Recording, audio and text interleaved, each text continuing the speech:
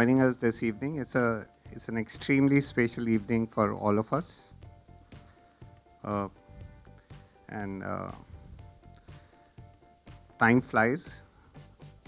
It's been 10 years, and I think all of us have had the honor, have been so fortunate to be part of this film called Rang De Basanti, a movie that became a movement. I would like to call up Ronnie, Mr. Ronnie Screwvala, and Amrita.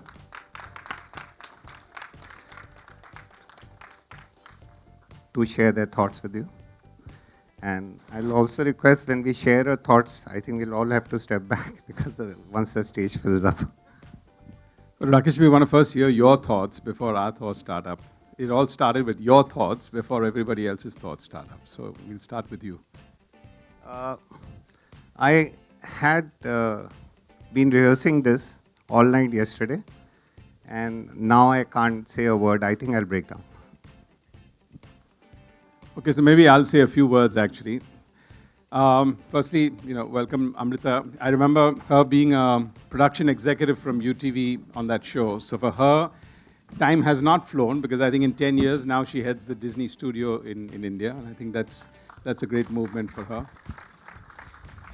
I have two very sharp memories of Rang De Basanti. Firstly, UTV was just starting off and getting into movies. And we had some really big flops when we started off.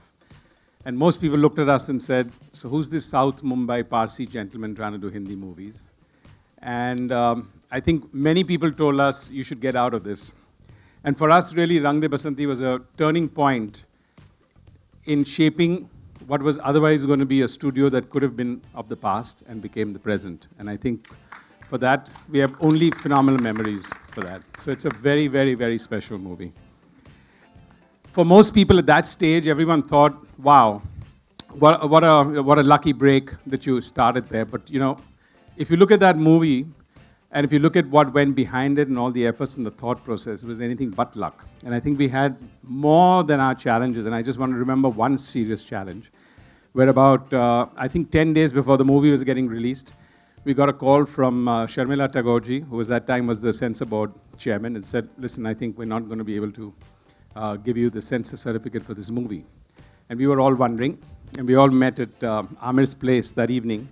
And typical Amir style, he looked straight at me and said, Ronnie, we've made this movie with a clean heart. Now, if they ask us to cut even one scene, we should not release this movie. And my heart kind of fell, because on one side, I fully agreed with what he was saying. And on the other side, here was a small fledgling studio where 40 crores we had spent on the movie and another 8 crores on publicity. And I could visualize 48 crores going into a cupboard, getting locked, and forever never getting released. Cut to the next day, or I think the day after that, we all land up for a special screening in Delhi. We didn't know what we were in for. And inside we go in for the screening of the movie, and those were really memorable days. And there were just 6 or 7 or 8 of us in the theater. And we had the defense minister at that time, Pranab Mukherjee, who is now our president, very smartly flanked by Vaidar Emanji on the left and Sharmila Tagore on the right for the entire screening, just so that we could have a good mood for him across the... and then in front of him sat down the head of the Armed Force, the head of the Navy, and head of the Air Force. All 3 of them had their helmets on. Pranabji couldn't see, so he asked them to remove their caps and put it down on their seat. And then the movie started, and it finished.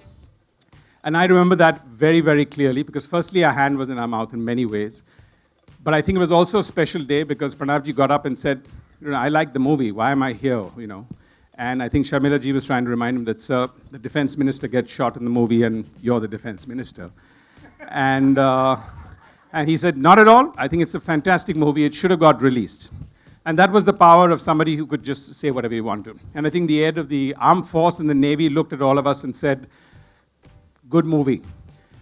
And the head of the Air Force looked at all of us and he said, I get 10 calls from mothers every month wondering about their sons who fly our MiGs. And after your movie, I'm going to get 100 calls a month. But go ahead, it's a fine movie. And I think that, to me, resonated very specially because we really work and live in an incredible democracy that allows us, and I know a lot of people of us have a lot of skepticism on what we can and can't do, but to me that was a very special moment of what we can do in this country if we really move that. So those are my two very special memories, and I'll pass on to Amrita to say a few words too. Amrita. Okay. Really, I mean, I'm very humbled to be here. I'm really representing Sid and, the company. Sid is not here. We're missing him today. And I just want to say I feel really emotional. I might cry because it was my very first film in my very early years in UTV, which I worked on this movie with both of you all. Thank you. From start to end. And it was really, really special. And I think even till today, when we think about movies that have done very well for us at the studio, you usually think about movies which, have done so much box office and this and that. But with this movie, like Rakesh said, it's been such a movement. And, it's really been always about what you feel when you watch the film rather than numbers or anything. And I think it's so special that we almost made a movie as an ode to Rang De Basanti in No One Killed Jessica. Because, this movie really, like Ronnie said, shaped the DNA for the studio, shaped many of our careers. सच सच बोलूं कि ऐसी मतलब एकदम सच okay मेरे को हमेशा ही ऐसा लगता है कि जो हमारा काम होता है वो कभी पूरा होता नहीं, हमारे हाथों से छीन लिया जाता है और थोड़ा मौका और मिलता तो इसको थोड़ा और कुछ करते, थोड़ा ये करते, थोड़ा वो करते, तो वो फीलिंग तो हमेशा आती है. बट वो किसी भी आर्टिस्ट को आएगी, भले वो एक्टर हो, म्यूजिशियन हो, पोएट हो. बट कई चीज़ें ये कहने के बाद मैं ये भी बोलना चाहूँगा कि कई चीज़ें ऐसी भी होती हैं जो एक बार हो जाती हैं तो उनको चाहे आप जितना रिवाइज कर लो वो वापस शायद उनमें वो पहली वाली बात ना हो. तो दोनों चीज़ें सच हैं. आपका उस टाइम मेंटल सिचुएशन क्या है तो तभी पता चलता है. तो रंगदे के साथ कई बार हुआ है हमारी ये फीलिंग आई है कि इसको थोड़ा यहाँ से छोटा करते, थोड़ा बड़ा करते, इसको ऐसे करते वैसे. जैसा कि आपने बताया कि आमिर ने काफ़ी वक्त लगाया फिल्म को साइन करने के लिए और ग्रीन सिग्नल देने के लिए, कभी आपको उस दौरान ऐसा भी लगा कि आमिर के बगैर भी बन सकती है और कोई ऑल्टरनेटिव था आपके पास? आई थिंक आपने वो मैं क्लियरली बता नहीं पाया आपको. 20 मिनट में आमिर ने हाँ बोल दिया था. मेरी तरफ से बनाने में 18 महीने और लगे थे और उनको वेट करना पड़ा था, पर वो वेट किया था उन्होंने. 20 मिनट की नरेशन थी, 25 मिनट की, और उसमें हाँ हो गई थी. हाँ मतलब हम दोनों समझ गए थे कि ये फिल्म कर रहे हैं और अब नेक्स्ट लेवल क्या है, कैसे करना है, कब शूटिंग है, वो एकदम शुरू बात हो गई थी. और वो सिर्फ आमिर के साथ ही नहीं, हम सबके साथ ही ऐसा हुआ था.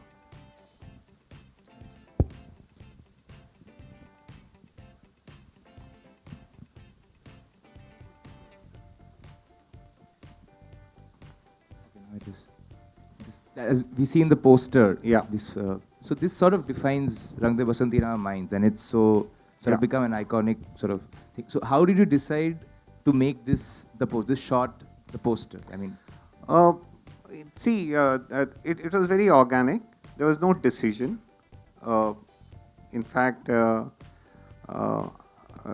Ronnie liked the image, and we put it out in the market, and all the distributors sent back all the posters. We still remember 2,500 posters came back to us. यार इसमें आमिर खान की शक्ल नहीं है, तुम मेरे को पीट क्यों दिखा रहे हो? तो ये कैसा हो गया था. तो हमने कहा सही है, हमारा पोस्टर 2 भी था. दिस वाज द टीजर कि हम टीज करें लोगों को. और and first would be the backs and then they would turn around in the next poster. So जो होता है, it was a strategy. But teaser poster came back to us. And then मजे की बात यह है कि when the media picked it up, somehow they stayed with some. So I still remember the Sensex had crossed 10,000. So Economic Times half page they printed this image saying something. Various magazines, whether it was Outlook, whether it was various, they kept using this image. Somehow this image was given back to us by the media. And then it kind of stuck on and became cult. Yeah. one more thing related to the music, like the choice of couple of singers, like Mohit. I mean, this is before he became the star that he became, and Daler sort of for the title song. How were those decisions? Whose were they? Yours and AR's together, or Prasoon was also sort of? It's not important. So I still remember Daler Paji came for the title song, and Rahman being Rahman, he was inside his room, and nobody could go in. And myself and Prasunji were outside, and he started speaking to Prasunji, and he ordered an elaborate dinner. He said, ये तो Italian हैंगे. I was quiet for 1 hour. Then he told, ये कोई Italian बंदा बैठा है, कोई director. मेरे बाल लंबे होते थे उस टाइम. So अब उनको अंदर से गुस्सा आने लगा कि यार 2 घंटे हो गए, 3 घंटे हो गए, ये मैं कमरे में बुला के नहीं रहे रहमान मेरे को गाना गाने के लिए. और and Rahman was doing the tune better and better. 3-4 घंटे हो गए. somehow Prasunji is keeping him calm. और फिर I started speaking in Hindi from Italian. And you will not believe it. He went into the room when the song was ready. In one single take, start to finish, he nailed the song. One single take. Wow. That was It- Delay amazing. No, he actually felt that, I don't know how these guys are working, because you don't know, because I was also, we working on the script also, talking various things, and he was there. He first was taking interest, and he ordered food. After that, he went off to sleep, and suddenly AR does like that. Suddenly he says, "Let's record," and he was sleeping, so we woke him up, and we were thinking like he will be able to. No, now it'll take a lot of time, it seems. He went there, and that we must give to Diler Paji, that he went there and just one take he gave us the whole song. So it was wonderful. I think that's what the talent is. And Mohit, here is, we worked earlier, and when we were talking about this song, and I think AR also likes Mohit's voice. He is already heard. And then I think ideas met. Rakesh ji, me, AR, I think it's jointly decided that we should. And since I know Mohit very well, so I was the one who made the call. And he was next day there, and he recorded Khoon Chala. So I think it is all collaborative and joint decision. But we are very happy that, all this came together. And Mohit really added a great dimension to the film.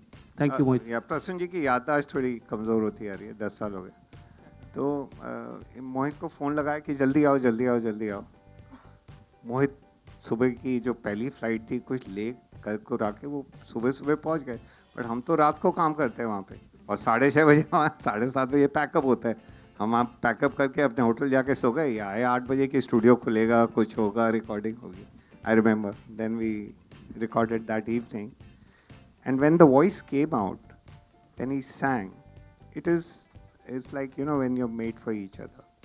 That song was made for Mohit, and Mohit was made for that song, and it just... the entire candlelight movement that started with Rang De Basanti, and it later just percolated into real life as well with the entire Jessica Lal murder case and many other cases. How do you look back at that particular thing? I think ये film का जो असर हुआ बहुत गहरा हुआ audiences पर, और एक बहुत ही अलग लेवल पे ये फिल्म लोगों के जहन पे छा गई, उनके जज्बातों के साथ घुल मिल गई.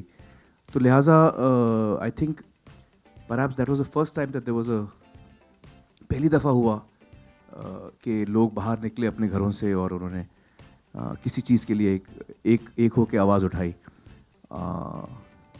तो ये फिल्म की ये फिल्म का कमाल है कि फिल्म का इतना गहरा असर हुआ न सिर्फ हम लोगों पर जिन्होंने फिल्म बनाई, लेकिन हमारी ऑडियंसेस पर भी. That you wrote, I think very, very powerful lyrics somewhere. How do you look back at Khoon Chala? If you can just tell us. Oh, Khoon Chala is a very special song to me, and I still feel that एक line मैंने लिखी थी, ले गाढ़ी उम्मीदें.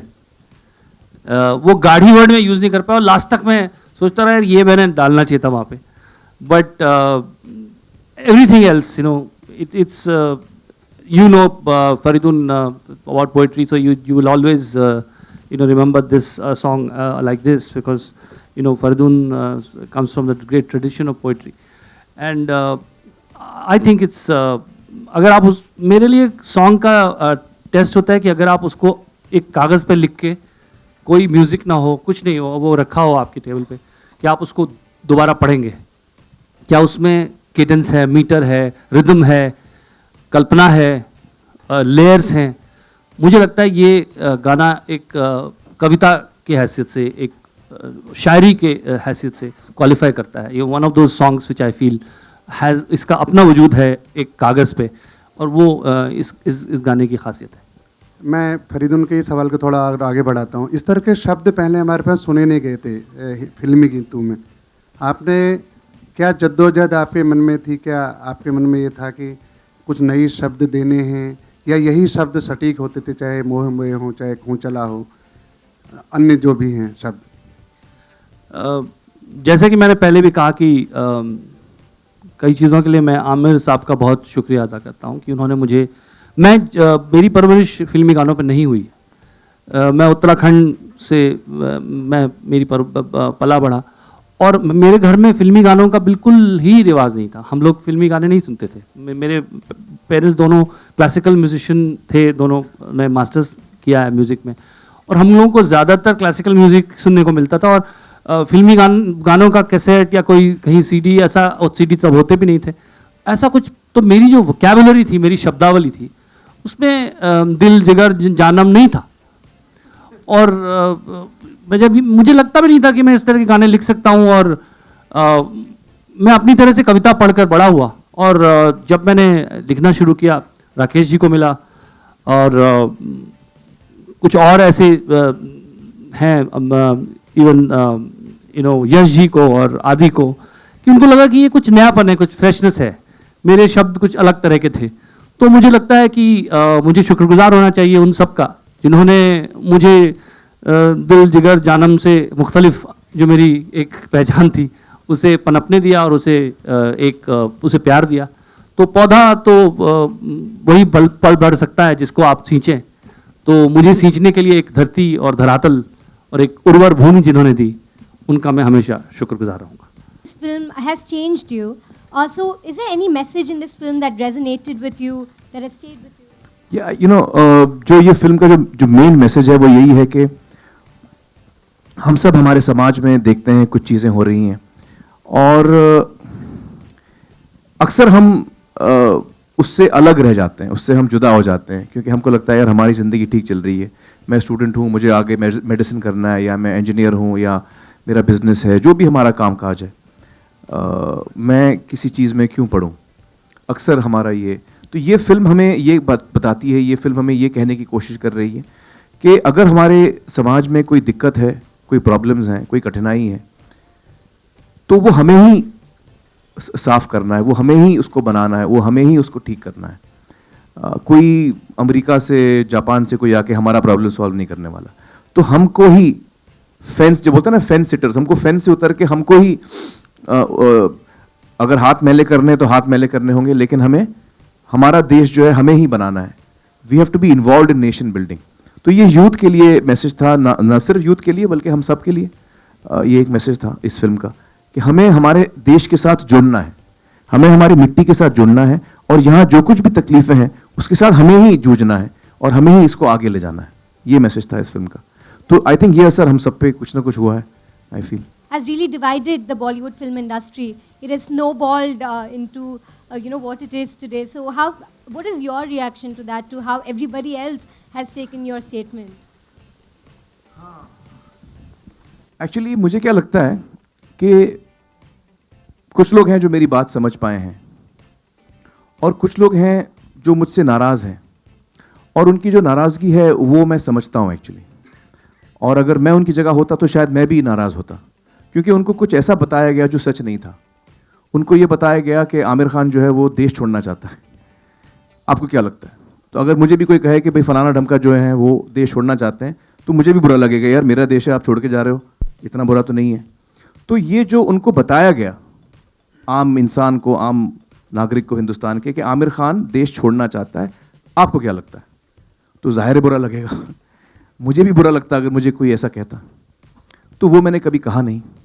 तो लिहाजा जो लोग शायद मुझसे नाराज़ हैं, उनकी नाराज़गी मैं समझता हूँ, मैं उनको दोष नहीं देता, क्योंकि उनको गलत फहमी हुई है। इसकी कुछ हकदार आप मीडिया भी हैं, जो आपने यही सवाल सबको पूछते गए कि किरण जी, आमिर खान जो हैं वो देश छोड़ना चाह रहे हैं, आपको क्या लगता है? जो इसमें कोई सच्चाई नहीं थी। मैं एक दफ़ा ये साफ कह दूं सभी को, हिंदुस्तान के सभी लोगों को, कि मैं यहीं पैदा हुआ हूं और यहीं मैं मरूंगा। ना मैंने देश छोड़ने के बारे में कभी सोचा, ना किरण जी ने कभी सोचा देश छोड़ने के बारे में, और ना आइंदा हम ऐसा कभी कदम उठाएंगे। बल्कि मैं जब देश के बाहर रहता हूं तो 2 हफ्ते से ज़्यादा मैं रह नहीं पाता। आई गेट होम सिक, मुझे वापस आने की जल्दी होती है। मैं तो एक बात इसमें कहना चाहता हूँ आमिर, जी, जी। जस्ट टू ऐड, और मैं लिबर्टी लेता हूँ क्योंकि मैं आमिर को बहुत बहुत अरसे से जानता हूँ, और एक इंसान की हैसियत से और एक कवि की हैसियत से भी जानता हूँ। अगर इनका आप काम देखें, और इनके हर काम में समय लगता है, वक्त लगता है। आमिर खान के काम को अगर आप सामने रखते हैं, तारे ज़मीं पर देखते हैं आप रंग दे बसंती देखते हैं, आप इनके सत्यमेव जयते देखते हैं, आप इनके कामों को देखते हैं, तो मुझे तो लगता है ये सवाल बड़ा बेमानी सा लगता है कि आप आमिर से ये सवाल पूछें कि वो इस देश के हैं या देश में रहना चाहते हैं। मतलब ये सवाल भी नहीं उत्पन्न होना चाहिए उनके बारे में, क्योंकि इतना वक्त, और अपने आर्टिस्ट जो होता है वो दिल से काम करता है, और इतना उनका बॉडी ऑफ वर्क है जिसको अगर नज़रअंदाज हम करते हैं तो उनके साथ बहुत नाइंसाफ़ी करते हैं। दिल्ली चेयर शूट कर रहे थे वहाँ पे समोद के पास, when I got the first 3 incredible India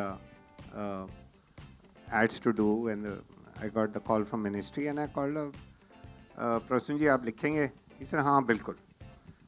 And car journey used to be 2 hours every day going to the location. I called Aamir यार इंडिया के लिए करना है। He said मेरा बिल्कुल एकदम सही है। No question asked, nothing. So I think I've answered that. Let's not go into No, मैं इसका आंसर your नहीं, मैं इसका आंसर fears. They कर are your देता हूँ। fears. You'll have to sort them out yourself. एक मिनट राकेश जी, मैं इसको आंसर कर देता हूँ। देखिए, इनक्रेडिबल इंडिया कैंपेन, कोई पहली बात तो यह है, मैं आमिर खुद जवाब दे सकते हैं चीज़ का, पर मैं उनके बिहाफ पे भी बोल सकता हूँ कि ये कैंपेन किसी और वजह से नहीं, इसलिए किया गया है और इसलिए हमने किया, और आमिर ने इसलिए इसके लिए अपना वक्त और प्यार और सब कुछ दिया, क्योंकि हमको लगता था कि ये कैंपेन होना चाहिए और ये कैंपेन चलता रहना चाहिए। देखिए, हम लोग रहें न रहें, जिंदा भी न रहें, तब भी ये कैंपेन चलता रहना चाहिए। लेकिन ये कैंपेन आज पैदा नहीं हुआ है, बहुत दिनों से चल रहा है, और ये कैंपेन इसलिए चल रहा है कि इसकी ज़रूरत है और इसकी ज़रूरत रहेगी। तो मुझे लगता है कि इस कैंपेन को विवाद में नहीं लाना चाहिए, और इसके साथ अननेसेसरीली इसको ट्रिविलाइज नहीं करना चाहिए, और इसकी गरिमा को समझते हुए जिन्होंने इसके लिए वक्त दिया, और आमिर ने ग्रेशियसली इतना वक्त उसको दिया है, उसकी इज्जत की जानी चाहिए।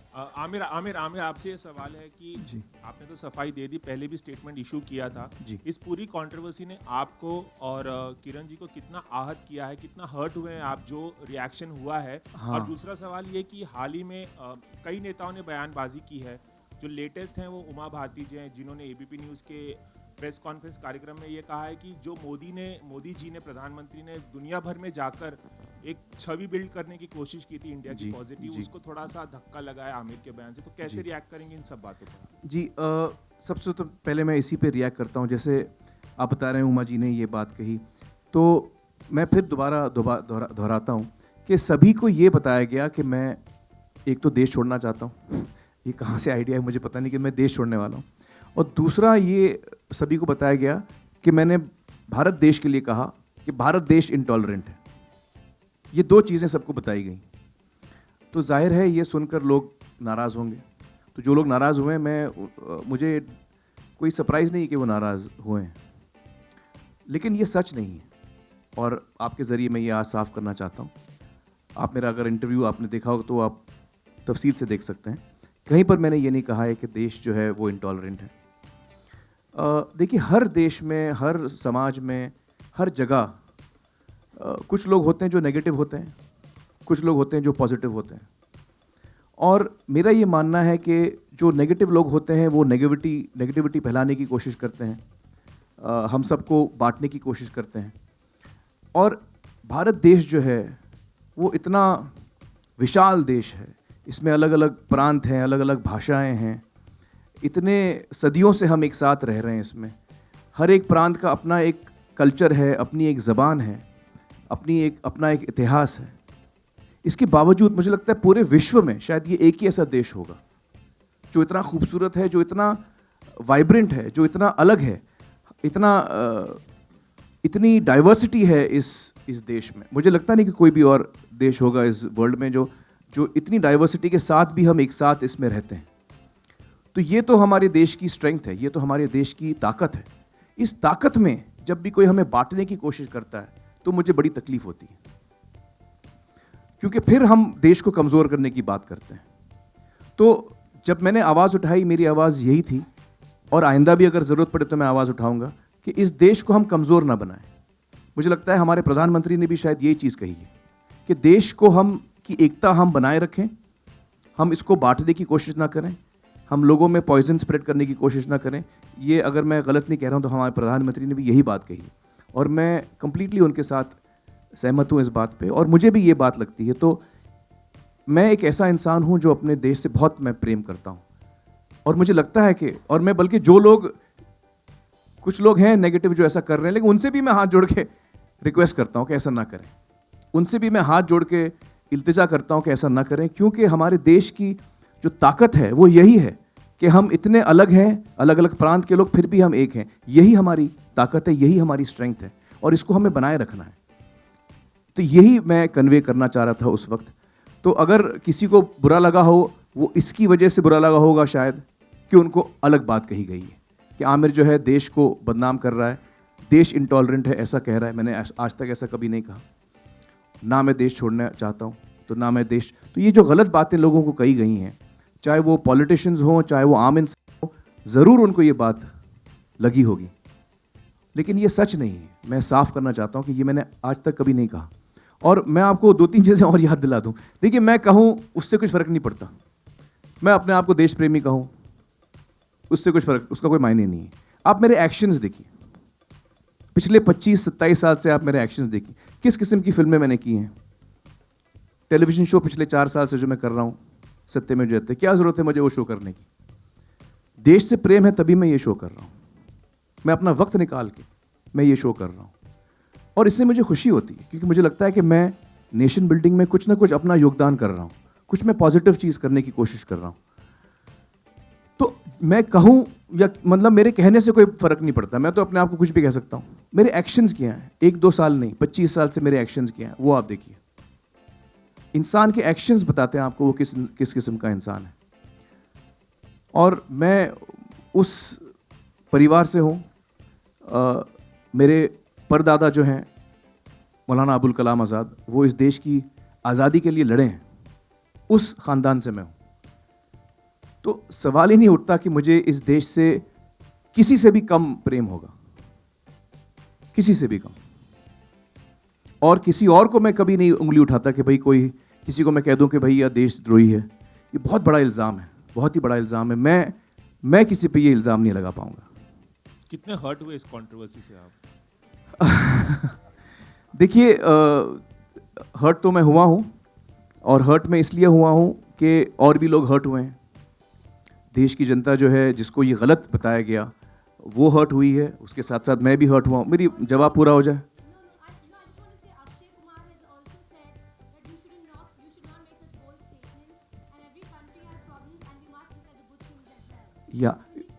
Yeah, you know, that's what I'm saying to you. People don't know what I've said actually. क्योंकि हर इंसान ने तो वो इंटरव्यू देखा नहीं है, तो लिहाजा जो उनको मोटी मोटी बात बताई गई है उसी पे लोग रिएक्ट कर रहे हैं। तो उनके रिएक्शन पे मुझे रिएक्ट नहीं करना चाहिए, क्योंकि मेरे समझ से उनको सही चीज़ बताई नहीं गई है। असलियत यह है कि मैं अपने देश से बेहद प्रेम करता हूँ, और असलियत यह है कि मैं यहाँ से 2 हफ्ते से ज़्यादा रह नहीं सकता। अगर मैं बाहर जाऊँ देश से, तो मुझे 2 हफ्ते के अंदर मुझे लगता है कि मैं लौट जाऊँ।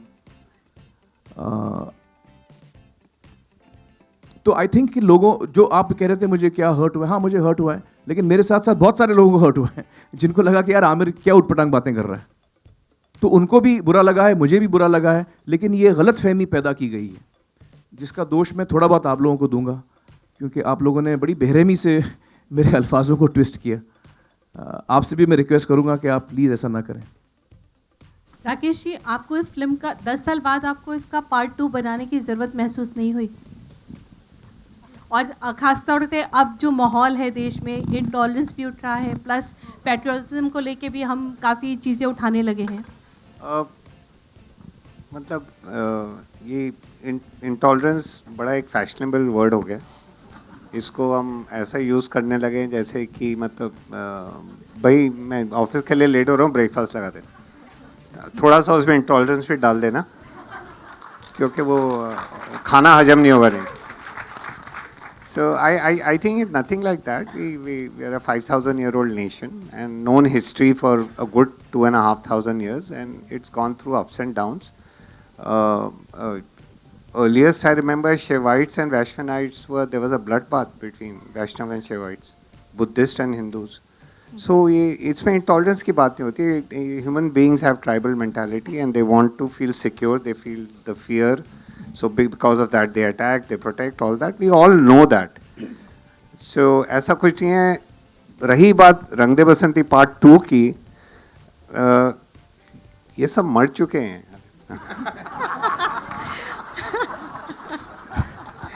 और मतलब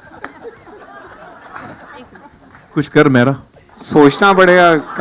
कमलेश जी, ये तो आप प्लीज़, आप यहाँ बैठे क्या कर रहे हैं, जाइए वापस और लिखना शुरू कीजिए। नहीं, वो उसकी जो स्पिरिट है, sequel not in the sense कि भाई चलो स्टोरी कंटिन्यू होती है, वही किरदार है, मगर जो स्पिरिट है, हाँ वो स्पिरिट जिंदा है और उस पर बाकायदा दूसरी फिल्म बन सकती है, वो अलग बात है। मगर स्पिरिट की बात है, उसी कहानी को, उसी किरदारों को लेके कोई बहुत मजबूरी नहीं है चलने की।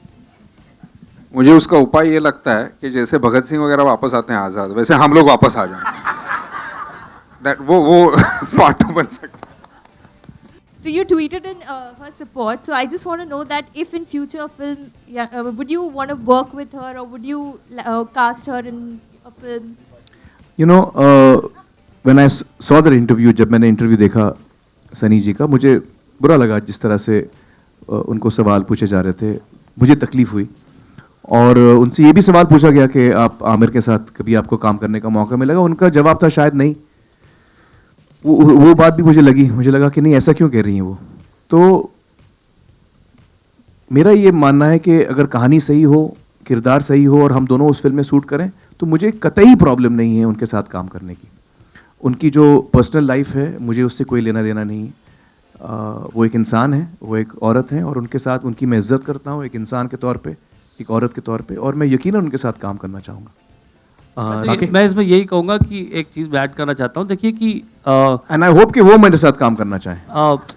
ये भी बात, एक और पॉइंट मैं कहूँगा कि देखिए, किसी की प्रोफेशनल चॉइस पर भी आपका कमेंट हो सकता है, लेकिन क्योंकि कोई ज़रूरी नहीं है कि कोई प्रोफेशन, कोई व्यवसाय बहुत अच्छा व्यवसाय हो, कोई ज़रूरी नहीं है। और वो अच्छा व्यवसाय नहीं है तो उसकी निंदा भी होनी चाहिए। मैं यही रिक्वेस्ट करना चाहता हूं कि आर्टिस्ट्स के नाम पे कई बार हम लोग व्यवसाय का बहुत ज़्यादा महिमा मंडन करने लगते हैं। कोई व्यवसाय जो है वो ज़रूरी है कि वो व्यवसाय जो जीवन से जुड़े हुए व्यवसाय हों, वो समाज के लिए अच्छा काम कर रहे हों, समाज से किसी न किसी रूप से सकारात्मक काम कर रहे हों। तो क्योंकि सवाल उसका उठा है, तो मुझे लगता है कि सनी लियोनी जो व्यवसाय है उसकी मैं कतई इज्जत नहीं करता हूं और मुझे नहीं लगता कि उस व्यवसाय से मैं चाहूंगा हमारी युवा पीढ़ी प्रेरित हो। लेकिन उसके बारे में एक व्यक्ति को कटघरे में खड़े करके उसको बेइज्जत करना, मुझे लगता है कि कोई भी कलाकार ये नहीं करना चाहता। लेकिन इसका ये मतलब नहीं लगाया जाना चाहिए कि हम कोई कल को उसी लॉजिक से आप कल को कहेंगे कि ये तो एक ड्रग डीलर है, इसका व्यवसाय है, उसका पर्सनल काम है, तो शायद मैं उसकी इज्जत ना करूं, मैं उस व्यवसाय की इज्जत ना करूं और कहूं कि तुझे ये व्यवसाय नहीं करना चाहिए, पर वो उसका पर्सनल मामला है। जहां तक बात रही, जब वो मेरे सामने आएगा, क्या मैं उसे बेइज्जत करूंगा? नहीं। क्या मैं उसका सम्मान नहीं करूंगा या उसको सबके सामने, वो शायद मेरा कल्चर मुझे अलाउ नहीं करेगा। लेकिन साथ साथ उस व्यवसाय का महिमा मंडन भी मैं नहीं करूंगा। At least I will not do it. I would think that if there are certain professions which are not playing a constructive role in building a great society, we need to criticize as well. I think that's a free society. People have choices to make, but if their choices are not great, those also needs to be criticized. I think somewhere we have to draw a fine line. It's not such a black and white subject that we can, an interview of Manoj Bajpayee where he said that he was in the running for Aamir's role, and he had to drop out of the project because over the time the film got bigger and it needed a bigger star. How much did you miss him while shooting for the film? Yesterday, day before, I went to see Aligarh with Manoj only because we share a very, very deep bonding since Hux. It was my first film, and when you work on the first film. And I don't know if you've seen Aligarh. Yeah, I've seen it. Yeah, he has crossed the boundaries of an Indian actor. He's now more than a world actor. No Hollywood, no Bollywood, no anything. So basically, when this role of DJ did not suit him, so that's what we came to. And before that, this film has been with us for 7 years, and we've spoken to a lot of people till you find the correct people, the correct person for everything, and then it happens. So that's the thing. One person whose name was unnecessarily, perhaps unfortunately, dragged in the entire controversy was Kiran's. What was her reaction? And after the entire thing happened, what did she well, more or less the same. I think also somewhere I should not have shared something which she and I spoke privately on a public platform. Certainly I should not have done that, and she made me realize that in no uncertain terms. but I have to say, जैसे हम लोग बात करते हैं, जैसे मैंने थोड़ी देर पहले भी बात की कि हमारा देश जो है वो इतना अलग अलग प्रांत हैं, अलग अलग भाषाएं हैं, अलग अलग मज़हब हैं इस देश में. तो आप मेरी फैमिली का एग्जाम्पल ले लीजिए. मेरी वाइफ जो है वो हिंदू हैं. जो मेरी 2 बहनें हैं, एक बड़ी बहन एक छोटी बहन, दोनों के हस्बैंड हिंदू हैं. फरहत के जो हस्बैंड उनका नाम राजीव है, निखत के हस्बैंड का नाम संतोष है. मेरे जो कज़न है मंसूर, उनकी शादी हुई क्रिश्चियन के साथ. जो मेरे बच्चे हैं 3, वो दोनों हाफ हिंदू हाफ मुस्लिम हैं. तो ये जो हम देश में देखते हैं, जो अलग अलग प्रांत के लोग हैं, अलग अलग मजहब के लोग हैं, एक साथ रहते हैं, उसका उदाहरण आपको मेरी एक फैमिली में भी मिल जाएगा. मेरी एक फैमिली में भी आपको ये उदाहरण आपको मिल जाएगा. And as I always look at myself as an Indian. मैं अपने आप को एक भारतीय समझता हूं, और किरण जी और मैं, हम दोनों एक दूसरे को हम अपने आप को एक भारतीय समझते हैं. हम अपने मजहब को कभी नहीं देखते. I am first a human being, I am first an Indian, and I always will be. Amir, Anupam ji has been conferred with Padma Bhushan today. Ji. And he was a co-star. Ji. And he was there in the film. So has anybody spoken to him, and have you all congratulated him yet? I didn't get to know you. You're just telling me for the first time. Thank you very much. We'll immediately. He's in We will Jaipur right now. definitely congratulate And him. he's missing the evening. I think I met him yesterday, so he did inform me that So he has been. very warm congratulations to Anupam.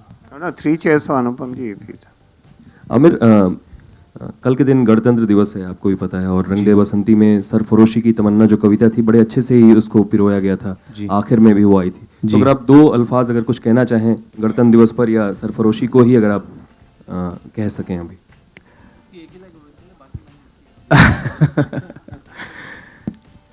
कल गणतंत्र दिवस है और उसकी शुभकामनाएं मैं सभी को देना चाहूँगा. आप सबको देना चाहूँगा. देश भर में सभी को शुभकामनाएं देना चाहूँगा गणतंत्र दिवस की. और ये जो कविता लिखी है उसकी एक लाइन आपकी दी है. हाँ, तो बाकी लाइन प्रसून जी की हैं. मैं शायद बोल रहा हूँ, आप मुझे याद दिला दीजिए.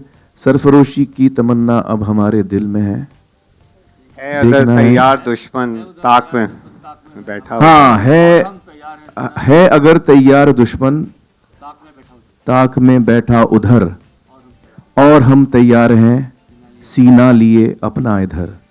खून से खेलेंगे होली, गर वतन मुश्किल में है. सरफरोशी की तमन्ना अब हमारे दिल में है. Amir, thank you. Amir here. Thank you.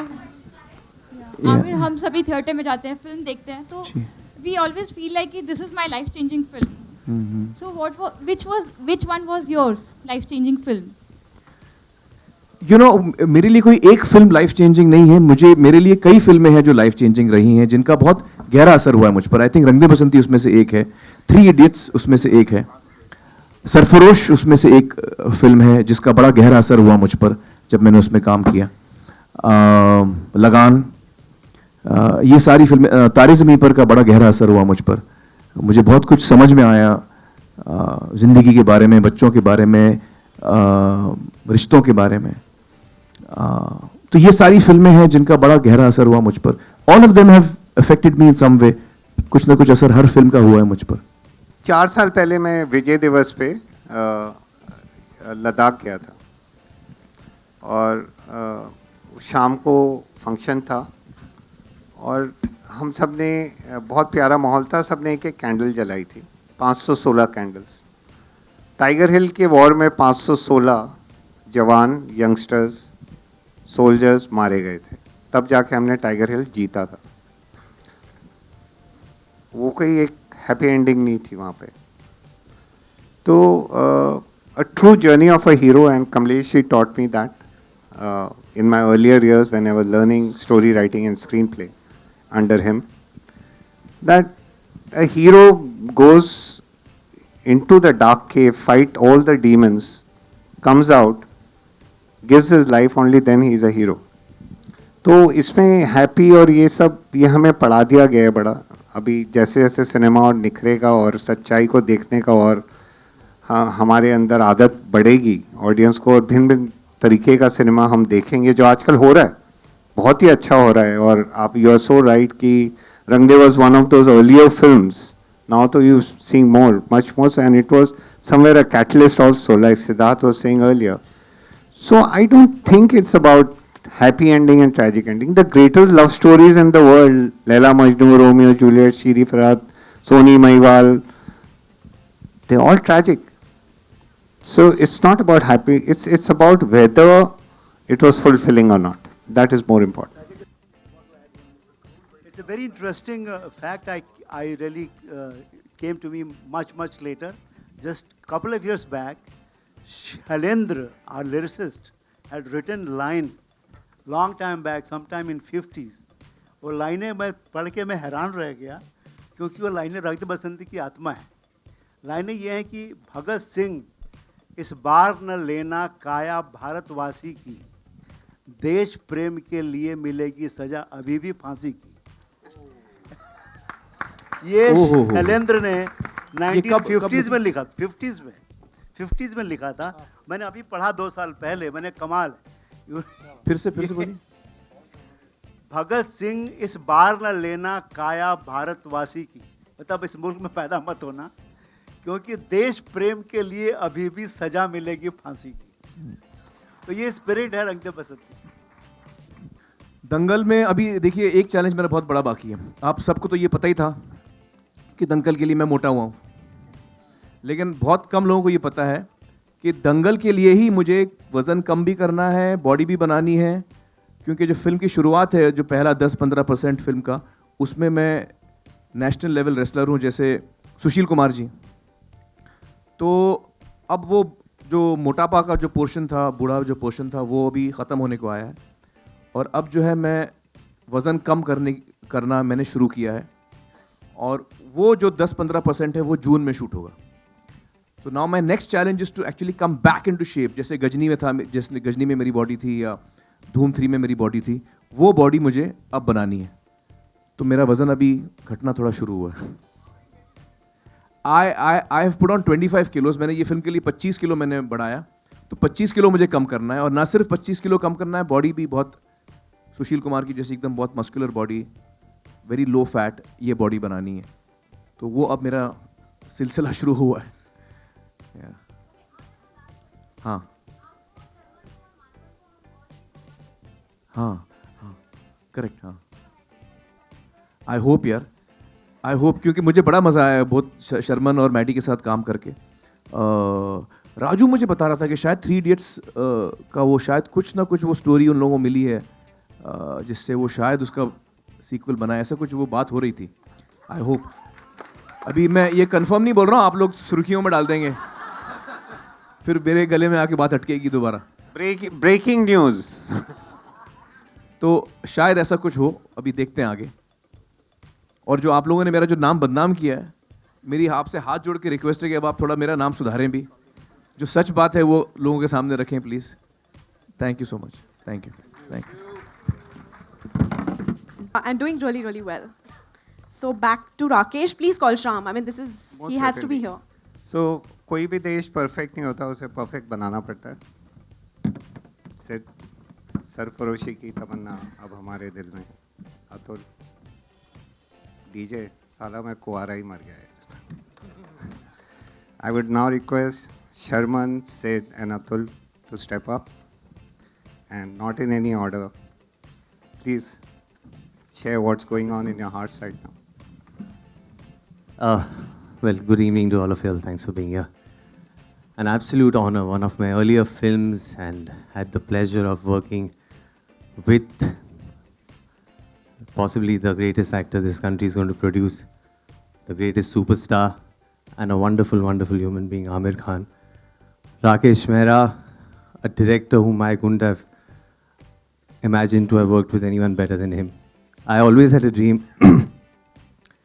I remember I'd auditioned for this film, and I always had this little dream when I was started off in my theatre days that I want one film to happen to me in such a way. I'd given many auditions by then, but one audition where I finished the audition and the director should say, "Yeah, you're on, you're in the cast." And that's what happened with Rang De Basanti. I gave the audition and Mehra said, "Yeah, you're on." And I'm like, what, are you sure? He sat in a room, we discussed.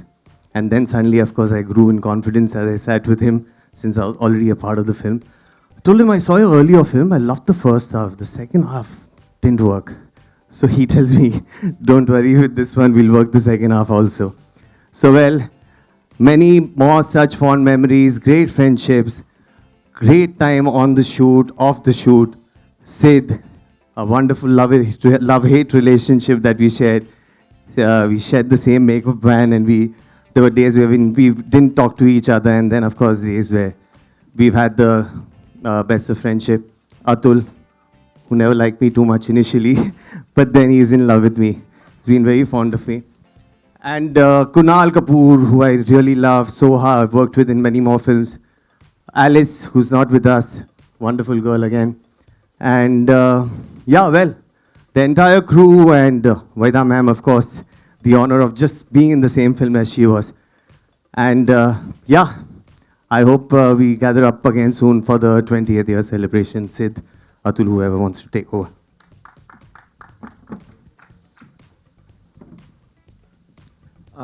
Good evening, everyone. For most of India, my identity is this film. They call me the guy who killed Anupam Kher in Rang De Basanti. For me, this is a film that I can't stop thanking the universe for giving me, because all of us come in with this misplaced belief that we will be here forever because we are vain and we are actors. And there are some films that actually fuel that, feeling of invincibility by giving you a lifetime of identity. And for me, Rang De Basanti is, I'm really sorry, it's just two people for me. It's Mehra and Aamir. And this film could have been made with anybody else around Mehra and Aamir. And so thank you, Aamir. Thank you, Mehra, for giving us the opportunity to run with you guys, even before we knew how to walk. I believe Rang De Basanti kind of came at a time in Indian cinema where posterity will demand that it be remembered as a very important placekeeper in Indian cinema. I remember Aamir calling me on the day of the release. And am I allowed to say this? He said, "Sid, picture nahi chal rahi yaar." I said, "Kya baat kar raha hai?" "Ha yaar, it's only working in the multiplexes." And then in the evening he said, "No dude, it's working everywhere." And this was the film that started off multiplexes defining a big chunk of your business in this country.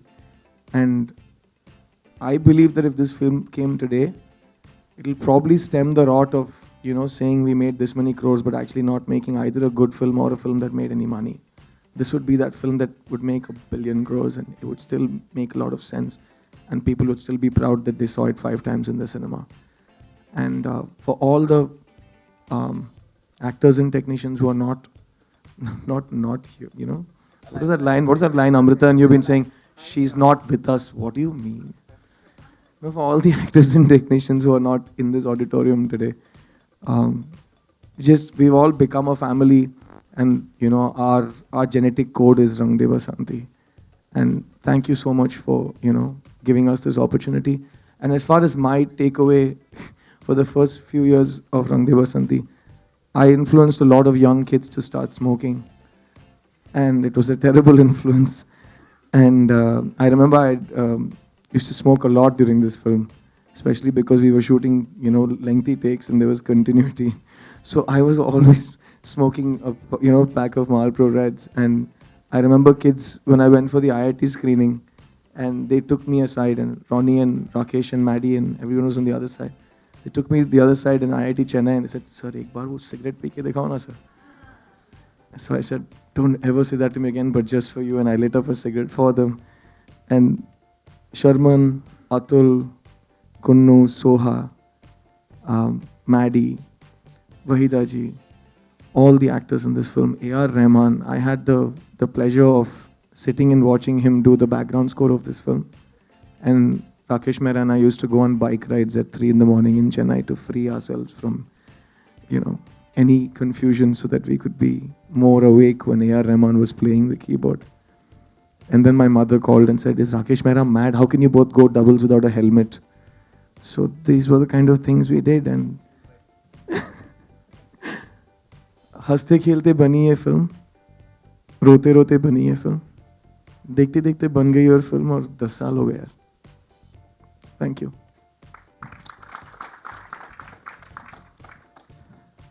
Hi, good evening. जब ये film release हुई तो राकेश जी ने एक बात कही थी कि ये फिल्म अब हमारी नहीं रही, ये ऑडियंस की हो गई. और जब तक फिल्म्स ऑडियंस की नहीं हो जाती हैं, तब तक वो 10 साल तक जिंदा नहीं रहती हैं. रंग दे बसंती in a true sense is audience's film, basically. It became audience's film. Audience has kept it alive for 10 years. इसका जब पहला स्क्रीनिंग हुआ था और जब वो ख़त्म हुआ प्रसाद लैब में, हम लोग बाहर आए, तो मैंने कुन्नू से एक बात कही थी कि मुझे नहीं पता ये फिल्म चलेगी नहीं चलेगी, मुझे नहीं मालूम, लेकिन जहाँ कहीं भी ये फिल्म चलेगी, किसी भी हॉल में, तो उस हॉल के बाहर मैं सीना तान के खड़ा रह सकता हूँ, कह सकता हूँ कि मैं इस फिल्म का एक हिस्सा हूँ. I will be very proud of this film. वक्त कहते हैं कि चीज़ों को या तो जिंदा रखता है या तो मार देता है. वक्त को हमें, रंग दे बसंती की टीम को सिर्फ यही कहना है कि सरफरोशी की तमन्ना अब हमारे दिल में है, देखना है जोर कितना बाजुए का दिल में है. Thank you.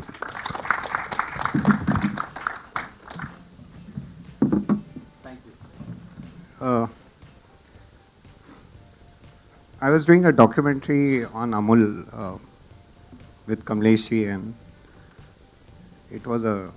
we were in Kheda district. We spent some 6 months there.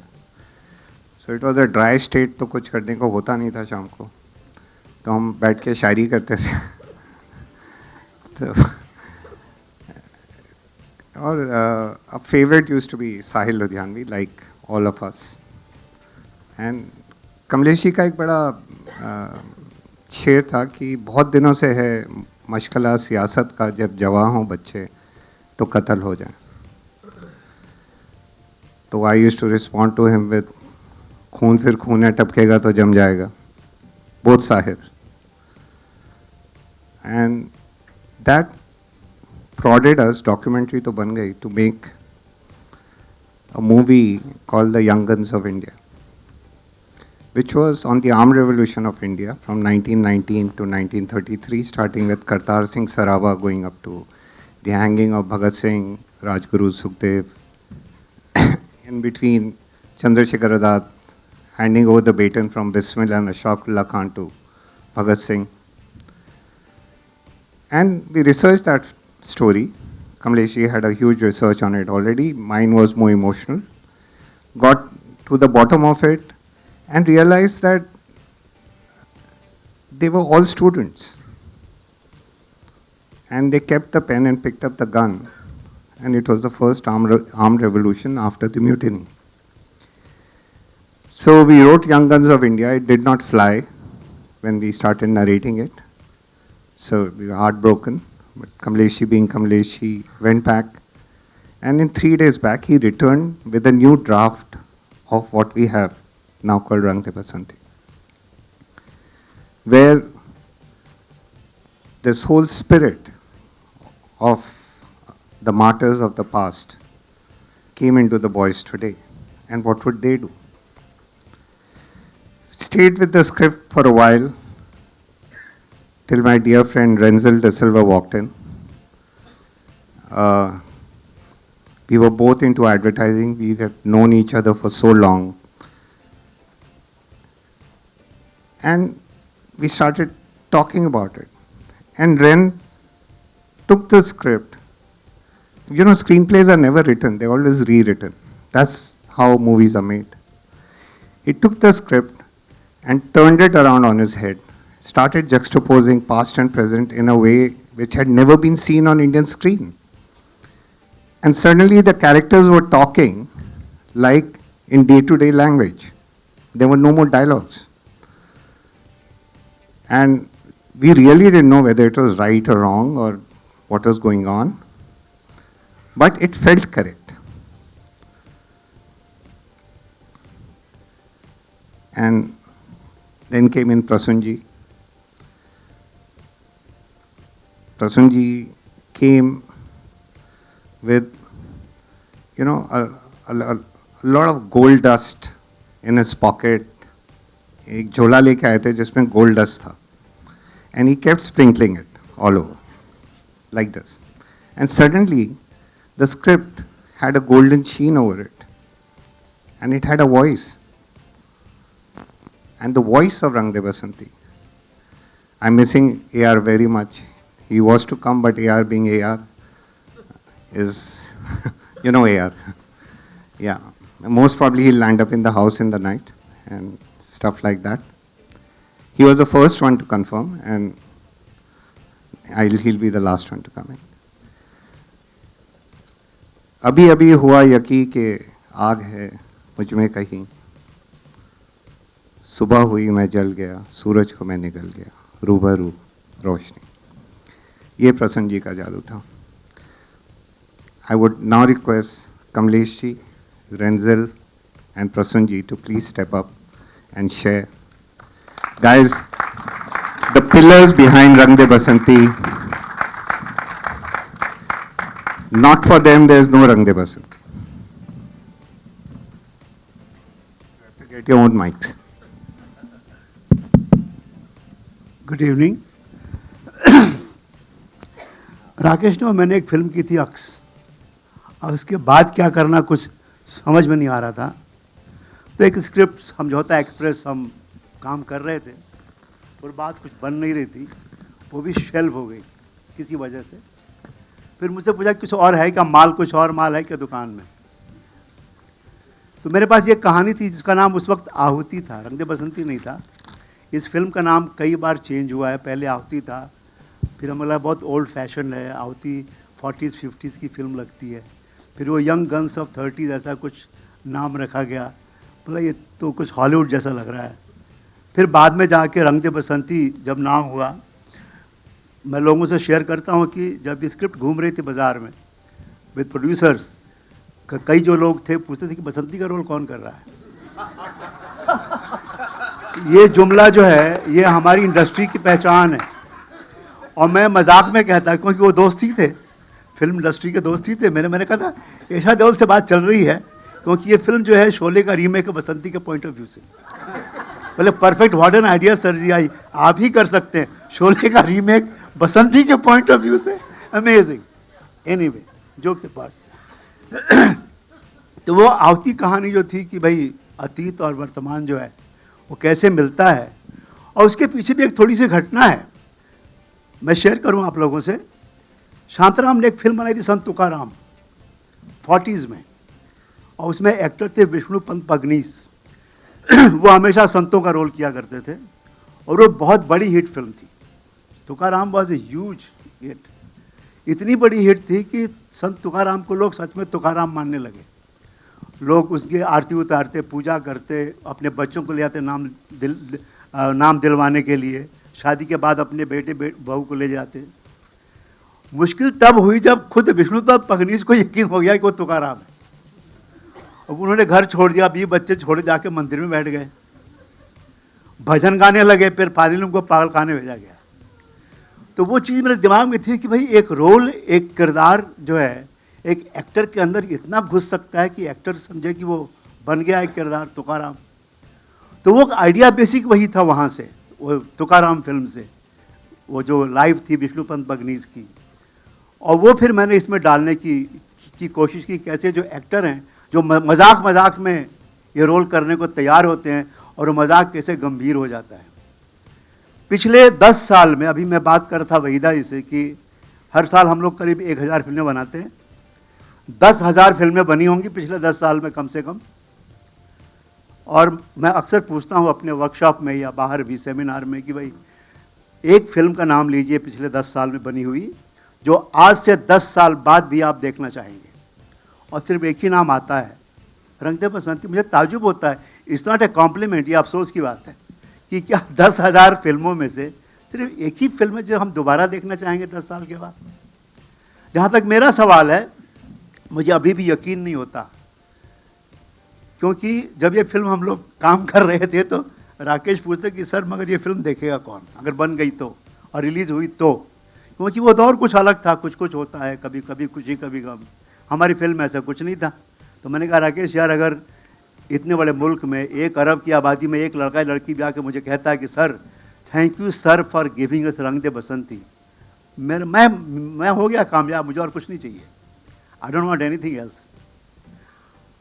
और ऐसे इत्तेफाक होते हैं ज़िंदगी में कि आपने कुछ चाहा और इतना ज़्यादा मिल जाता है, आपको यकीन नहीं होता। आज भी लड़के लड़कियां 16 साल के, 17 साल के, 15 साल के और आप कहते हैं sir thank you sir for giving रंग दे बसंती। मैंने कहा तुम साले 6 साल के थे पहले जब ये फिल्म बनी थी, तुमने कब देखा? पर हमने कई बार देख चुके हैं।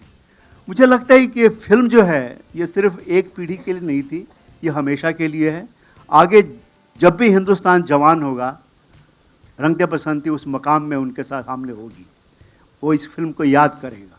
ये हिंदुस्तान की जवानी की फिल्म है, आज भी उतनी ही रेलेवेंट है जितनी तब थी 10 साल पहले, और मुझे लगता है जैसे हालात हैं मुल्क में, आज से 10 साल बाद भी ये उतनी ही रेलेवेंट रहेगी। Thank you.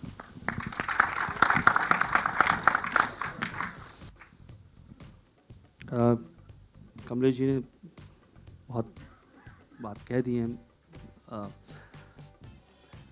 No, I think this film will always stay special for me.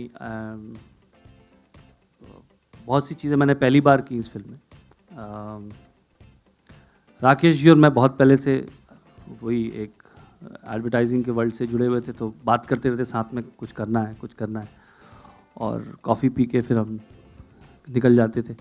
तो ये एक ऐसा प्लेटफॉर्म मिला जहाँ पर हम सच में जो कहते थे, जो बातें करते थे, वो कर पाए। तो उसके लिए मैं हमेशा राकेश जी का शुक्रगुजार रहूँगा, जीवन पर्यंत रहूँगा कि ऐसा मौका आया है जहाँ पर हम जो हम ख्याली है उसको एक वजूद भी दे पाए। उसके बाद I was writing ads for Aamir who I think felt that I should write dialogues also.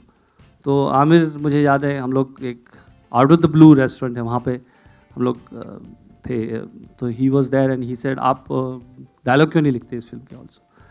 So then I started that also with this film. और बहुत सी चीज़ें पहली बार की और ख़ुद को बहुत टटोला बहुत कुछ टटोला, बहुत कुछ था अंदर जो शायद इस फिल्म की वजह से कह पाए, अभिव्यक्त कर पाया। मैं कुछ दिन पहले ऐसी अपनी एक पोएम देख रहा था, मैंने रंग दे बसंती की बहुत बात लिखी, और जब आप बात कर रहे थे और राकेश जी आप जब बात कर रहे थे यंग गन्स की, तो मुझे सडनली याद आया कि आमिर, ये शायद आपने सुनी हो पर मैंने बहुत बाद में लिखी है। रंग दे बसंती का जो जिसे कहते हैं उसके कण कब तक जिंदा रहे मेरे अंदर, कि लोग कहते हैं लोग गलत रास्ते पे निकल जाते, बंदूक उठा लेते हैं, कि बारूद जब बच्चा था तब तितली पकड़ता था, बारूद जब बच्चा था तब तितली पकड़ता था, वो अंबिया भी चुराता था, पतंगों पर झगड़ता था। बारूद जब बच्चा था तब तितली पकड़ता था, वो अंबिया भी चुराता था, पतंगों पर झगड़ता था। अगर तुम उसका मांझा लूटते वो कुछ नहीं कहता, अगर तुम उसका मांझा लूटते वो कुछ नहीं कहता, थोड़ा नाराज तो होता मगर वो फिर भी खुश रहता। मगर धोखे से तुमने उसका बचपन भी तो लूटा है, मगर धोखे से तुमने उसका बचपन भी तो लूटा है। जरा देखो तो उसकी आंख में वो कब से रूठा है। जुगनुओं की रोशनी में दिल लगाने दो उसे, धूप के सिक्के उठाकर गुनगुनाने दो उसे, बैंगनी कंचे हथेली पर सजाने दो उसे। बारूद जब बच्चा था तब तितली पकड़ता था। ये कड़ है, ये बहुत बात भी लिखी हुई मेरी रचना है, लेकिन रंग दे बसंती अभी अभी हुआ यकीन कि आ गए मुझ में कहीं, वहां से वो सफर कहीं ऐसा निकला। और क्या होता है जब बच्चा होता है, कोई फिल्म जब भी लॉन्च होती है मैं देखता हूं कि उसको शैशव काल जिसे कहते हैं हिंदी में, बेबी होता है उस वक्त, उसको सब प्यार करते हैं, सब लोग उसके लिए प्रोटेक्टिव होते हैं, उस फिल्म के लिए, उस बच्चे के लिए। उसकी आंखें वल्नरेबल होती है। Nature has designed kids in a very special way. If you look, kids की जो आंखें भी होती है प्यार करने के लिए बनी है, उसको प्रोटेक्ट करने के लिए बनाया वो। when it's a baby, it's to be protected, but when it goes out in the world, उसके बाद वो अगर वो प्यार जीतता है, दिल जीतता है, तो अपनी हैसियत से जीतता है, अपने गुणों से जीतता है। वो फिल्म जो होती है वो लोगों से, उन सब प्यार करने वालों से, वो राकेश मेहरा से, उस आमिर खान से, उस वहीदा जी से, सबसे आपसे वो निकल गई वो फिल्म बाहर। अब वो लोगों के बीच अपना वजूद, अपना अस्तित्व रखती है, और उस अस्तित्व को अगर लोग प्यार करते हैं तो वो उसकी वजह से प्यार करते हैं। वो किसी टैलेंट की वजह से या किसी शख्स ने बनाई थी या उस व्यक्ति ने उसको पुश किया था, इस वजह से याद नहीं रखी जाती। तो रंग दे बसंती का अपना एक वजूद है जो उसने हासिल किया जाके बाहर। और वो प्यार, बड़े ग्रोन अप आदमी को प्यार करना बड़ा मुश्किल होता है, उसके लिए इतना प्रोटेक्टिव नहीं होते। Nature has played its role and stepped out. You are on your own, you have to win hearts, and this film has done that. You can see that resonating today with people, and I would always be thankful. कितने गुण हैं इस film के। अभी आमिर और मैं रास्ते में बात करते हुए आ रहे थे तो हम कह रहे थे कि मैं कह रहा था कि एक गाना है लुक्का छुपी। जब ये गाना उस वक्त आया था, उस वक्त ये कहीं लूज कंट्रोल और रूबरू और खलबली के बीच कहीं एक मर्मर था, जिसे कहते हैं मर्मर होता है, एक हल्की आवाज़ होती है, जो कहीं एक बांसुरी की आवाज़ होती है जो ढोल की आवाज़ में सुनाई नहीं देती। वो एक ऐसी आवाज़ थी। लेकिन आज, उस दिन ए.आर. रहमान मुझसे कह रहे थे, और अभी थोड़ी देर पहले मैं इनफैक्ट ही सेड कि मुझे आप अगर फेस टाइम कर सकते हैं तो I don't think that's possible, but I would have loved to have him here because I am missing A R. Rahman here. You know, किस तरह से ये गाना कंपोज हुआ था। राकेश जी, मैं और ए.आर. रहमान हम लोग बैठे थे और ये गाना था नहीं फिल्म में, फिल्म शूट हो चुकी थी। बैकग्राउंड स्कोर के टाइम पे ये एक सीन था जिसमें वहीदा जी जो है वो चिता जल रही है और आप हैं, वहाँ पे बैकग्राउंड स्कोर था, और उस वक्त ये उन्होंने धुन बजाना शुरू की थी। And then I said, can it be possible कि ये बच्चा और माँ लुक्का छुपी का खेल खेल रहे हैं और बच्चा हमेशा के लिए छुप गया है, कभी नहीं ढूंढ सकती उसे ये। And then this song was born. And ये आज जब लोग बात करते हैं तो लुक्का छुपी की बात करते हैं। शायद वो चीज़ें, वो गुण, वो attributes, those attributes which were lost are known to people today. I think that's the power of the narrative, the power of everyone in this room. I'm really always going to be grateful that I got this opportunity. To Amir and to Rakesh ji and to everyone in this room, I'm really, really thankful.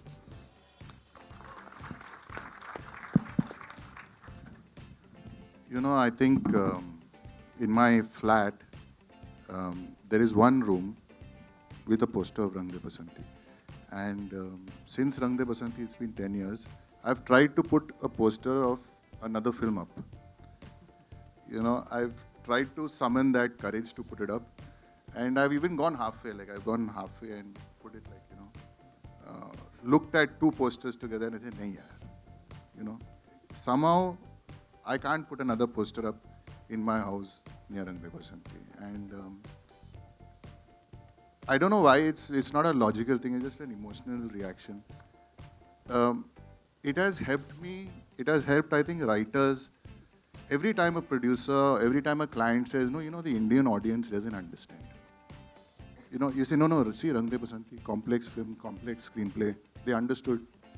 And suddenly that room goes quiet and you can sell another idea. You can be braver, you can be more courageous. You can have a lot of people in the room suddenly come to your side of the table. And it takes a very special film, I think, to break through very thick walls and very high walls that people have about what the Indian audience can take as an idea. I was directing Omji somewhere in a film, and suddenly we stopped making the film and we started talking about Rang De Basanti because he said, matlab, ye film nikal gaya. You are very lucky. Go back to that film, look at it again, and just think how the hell this film worked. So I went back and I started getting really scared halfway through the film. Because just think about this film's premise.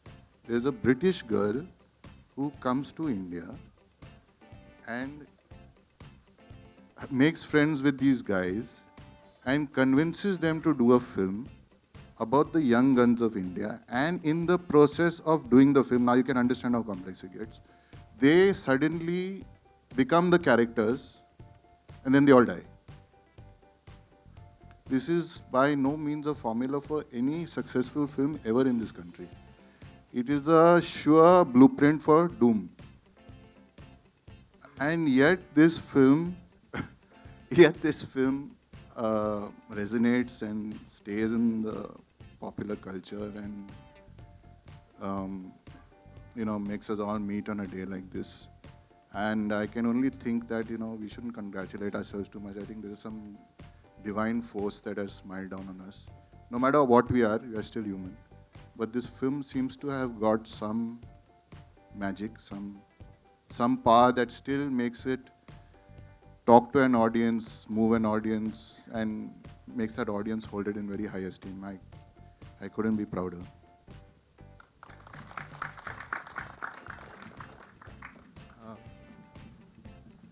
So carrying on, सुबह लता दीदी से बात हुई थी and she is in Poona and उन्होंने कहा कि मेरा आशीर्वाद आपके साथ है और आप सबके साथ है और मेरे को तो बहुत अच्छी लगी थी रंग दे बसंती। तो लुका छुपी की बात हुई थी and we were going to record and we very keen that Lata ji sings a song और 2-3 बार हुआ था, हो नहीं पा रही थी बात, कुछ बन नहीं रही थी। 1 साल से हम सोच रहे थे ऐसा कुछ होगा and then out of the blue I again called her and she said हाँ बेटा कैसा है गाना तो भिजवा दो मेरे को मुझे। तो मैंने कहा वो तो आप रहमान साहब को जानती हूँ, वो तो बनते बनते बनेगा और ये लिखते लिखते लिखेंगे और मैंने शूट कर लिया है। अच्छा ऐसा भी होता है आजकल ऐसा होता है। So we had a recording on the 15th of November, I remember, and she said मैं कुछ 9 तारीख या 10 तारीख को मुझे चेन्नई आना है। I thought she must be having something and she came on the 9th or 10th, I don't remember. And then every day she would come to the studio and start rehearsing the song. I would like this to sink in. Lata Mangeshkar would come to the studio every day and rehearse the song. For 4 days she rehearsed. तो अब हमें आदत नहीं है singers come and they walk out. By this, matlab, before we know the song is over. No aspirations to them, but आदत नहीं है हमें, आता नहीं है. तो अंदर से हो रहा है ये, बहुत अच्छा भी लग रहा है और ये हो क्या रहा है और फिर ये सब. एंड फाइनली उनकी रहमान साहब से बात हुई and she stood at the mic. We were in the room and उनकी चोटी तो ज़मीन तक थी and she was standing there. We kept some flowers, bottle of water and a chair for her. For 8 hours, she sang the song. And for 8 hours, she stood there. So, no wonder a film like, things like this happen. So, a big one for Lata ji, who is not here, guys.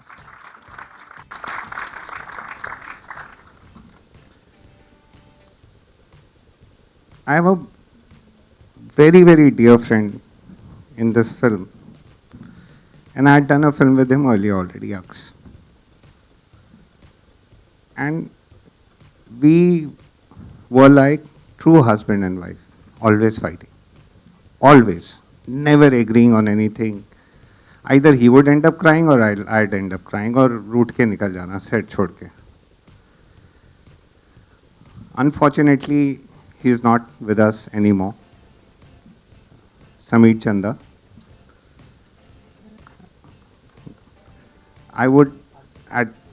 He was a production designer. My request is if all of us can just maintain 1 minute silence, sir.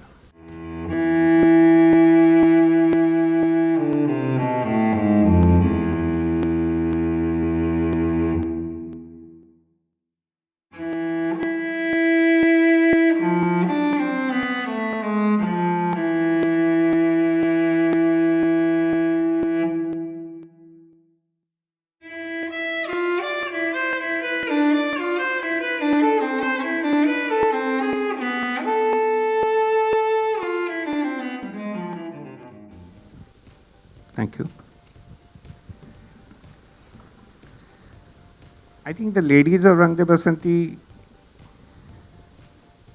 were definitely stronger than the boys and men of Rang De Basanti. There's no question about it.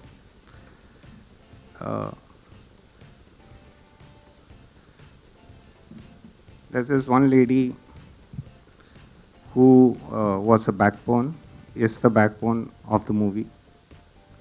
She was present for every scripting session,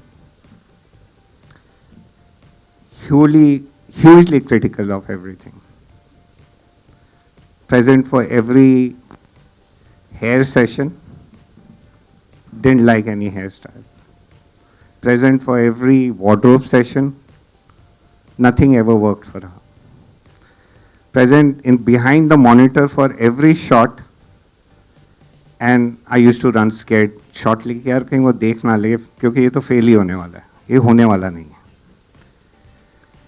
And then it was a bad luck. She had to edit the film also and go and win the national award for it. P.S. Bharti, she's sitting here. Guys, big one for her.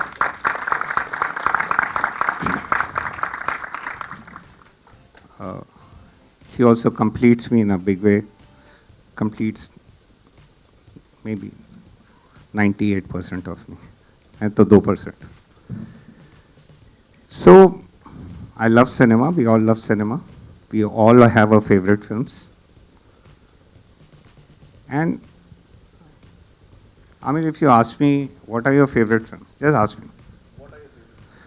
प्यासा, कागज के फूल, मुझे जीने दो, guide, तीसरी कसम, और भी है, बट यहाँ के मैं सांस लेता हूँ.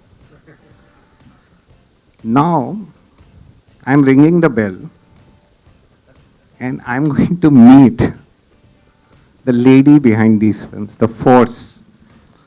I'm going to narrate this story to her and ask her to be a part of it. मैं अभी भी नहीं आँख मिला पर. Somehow, मतलब कहते हैं ना कि if you're a fool, then should be a complete fool. So in my moment of foolishness, I rang the bell, I went in, I narrated the script, nothing happened. 3 months later, I took a flight to Bangalore, and this lovely farm, and there were so many coconuts, and we had a lovely breakfast. I still remember there were pizzas and all that.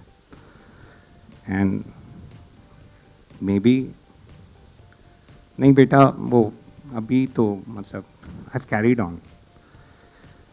So finally, when nothing worked, I said, ठीक है, I will make the set outside your house. Every time you have to walk, you will have. आपको बुरा लगेगा, देखो ये मैं आपके मतलब घर से निकलना पड़ेगा, तो अब ब्लैकमेल करना पड़ा. Ladies and gentlemen, it was, I can't tell you, it's impossible when you adore someone so much, when you really love someone so much and look up to somebody's craft so much. Forget about just the personality. When you learn from every move, every delivery, how a character has been interpreted, to call action to the same person is impossible. I would request Bharti to please escort Vaida ji, and both of you will have to share something. Finally, I've got both of you.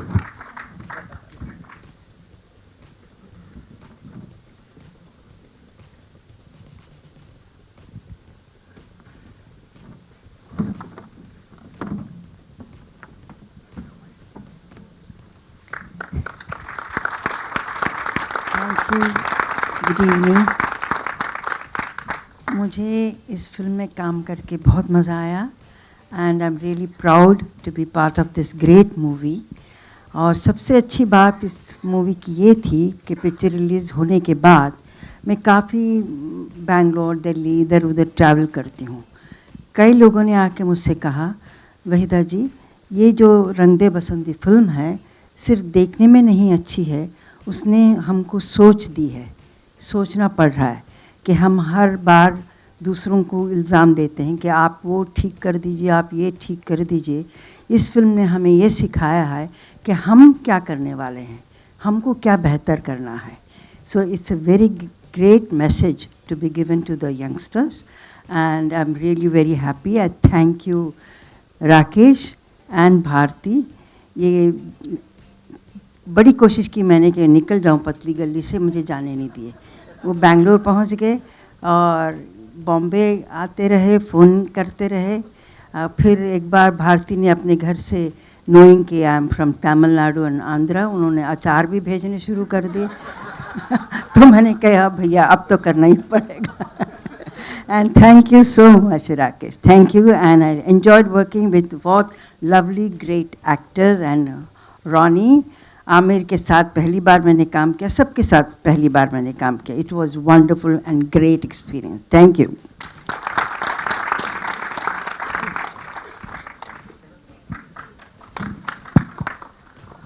Okay, I'm not normally used to this. I'm somebody who's behind the camera most and the editing table behind the monitors. But the thing that I remember the most is that it was very tough making this film. I think we tried to make some kind of a documentary which hopefully people will see. But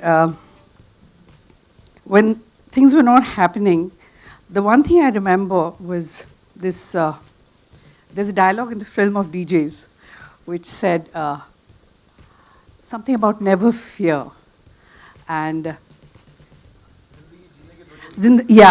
जिंदगी जीने के दो तरीके होते हैं, या बदल दो. And we were at a stage where we were not trying to change things. Things were not happening. We were not getting money. No producers.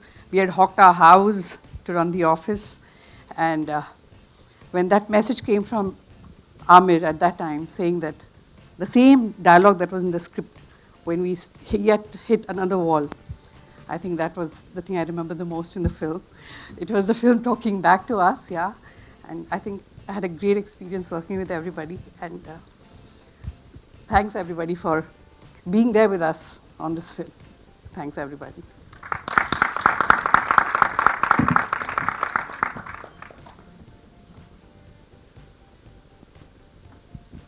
So Bharti is forgetting. She sent me a SMS which said there was a quote in Times of India. There are two primary choices in life. One is to accept the conditions the way they are, or accept the responsibility of changing them. So that thought, Bharti, came from you. कि जिंदगी जीने के दो ही तरीके होते हैं, एक जो हो रहा है उसे होने दो, दूसरा जिम्मेवारी उठाओ उसे बदलने की. मतलब मैंने डायलॉग की but that's not my job. So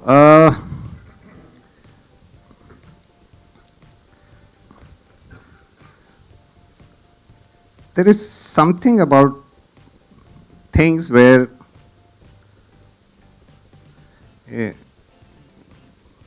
when you really want them and you're willing to put everything at stake, उसमें मज़ा भी बहुत आता है. I remember Amir was finishing Lagan, and I had texted him. He was in London, and I said, I want to narrate, and I was nobody. He didn't even know कौन है राकेश मेरा, क्या चीज़ है. No, I know. इतना मत 10 साल हुए अभी सिर्फ, ज़्यादा नहीं. So went to him, and there was lovely photographs. I remember those black and white, and started over a cup of tea, started narrating the story to him, and we went through the narration, and chalta gaya, and he listened in rapt attention. And after like 15-16 cup of teas, we knew we were doing the film, and I could feel it. And then Amir stepped into the movie. And still he had a film in between. He was doing Mangal Pandey after that. And we had worked out everything. So he would come back, and in the next 6-7 months, we will start Rang De Basanti. हमने सारी planning कर ली, सारी locations देख ली, सब कुछ हो गया, ये हो गया, वो हो गया.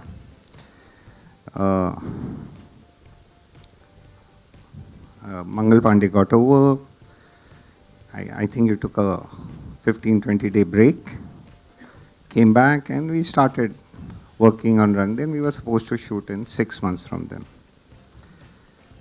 But I could not bring the film together.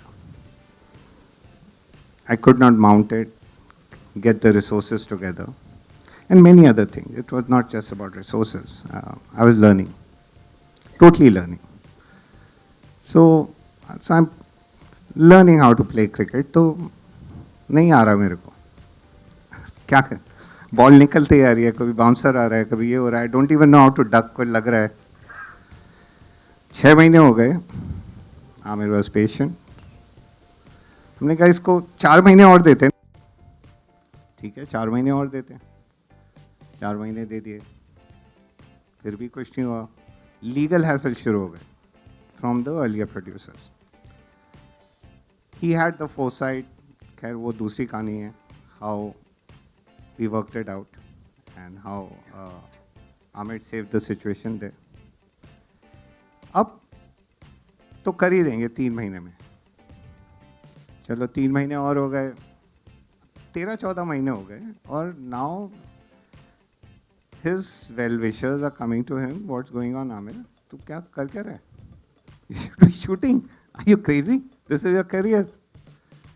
And फना की स्क्रिप्ट रेडी हो चुकी है. वो कह रहे यार तू आदि is telling Amir तू पहले ये कर ले, फिर रंग दे कर ले. तो कहते अच्छा हाँ देखते हैं क्या करते हैं, और 4 महीने निकल गए.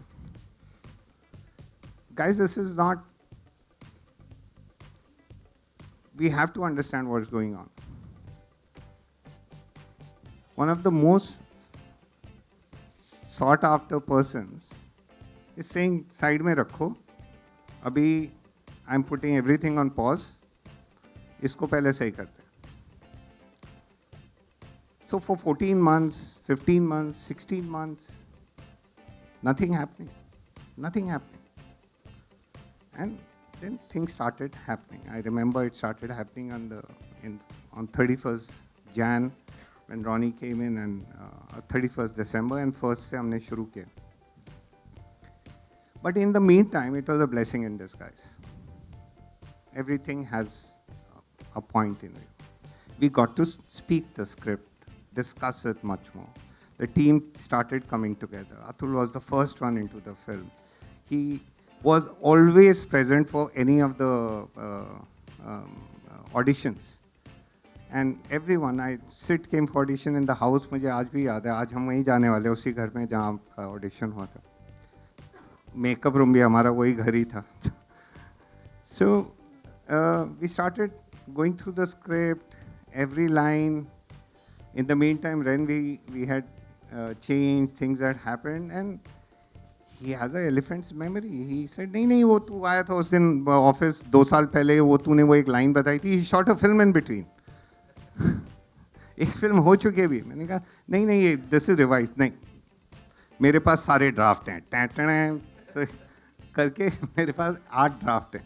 फर्स्ट वाला देख तू, उसमें तेरा हार्ट था. तू क्या कर रहा है मेरा, पागल हो गया. सो अब मेरे पास काम धंधा नहीं था, तो मुझे कुछ तो करना था, तो I kept changing things, but he kept taking me back. चलो ये भी हो गया. सो अब इसमें थैंक यू वाली कोई बात है नहीं. And then what Bharti was saying कि when Citibank started jumping up and down, I got a message from Amir कि ज़िंदगी जीने के 2 ही तरीके होते हैं. एक जो हो रहा है उसे होने दे, या मेरा उसको जिम्मेवारी उठा बदलने की. So I had a very, very like-minded soul and strength behind me, which was wonderful. Amir was there, Bharti. So it was, ये मुझे बोल रहे थे खेलो, तुम जाओ अंदर घुसो, खेलो. And that's the only reason it happened. You take a left turn from Mahim and you come into the highway.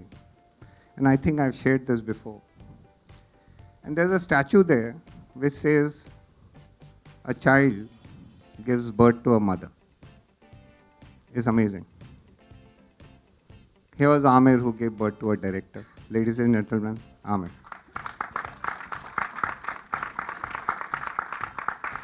मतलब direct मैंने ही किया था.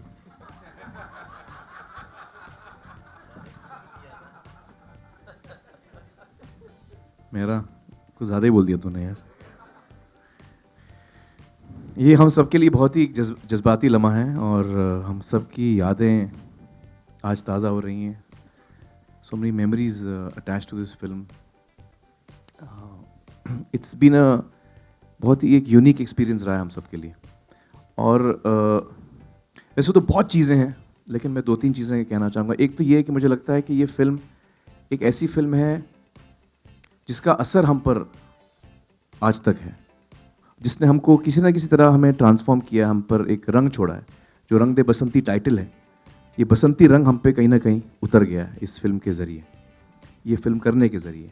जिस तरह फिल्म के किरदार जो हैं वो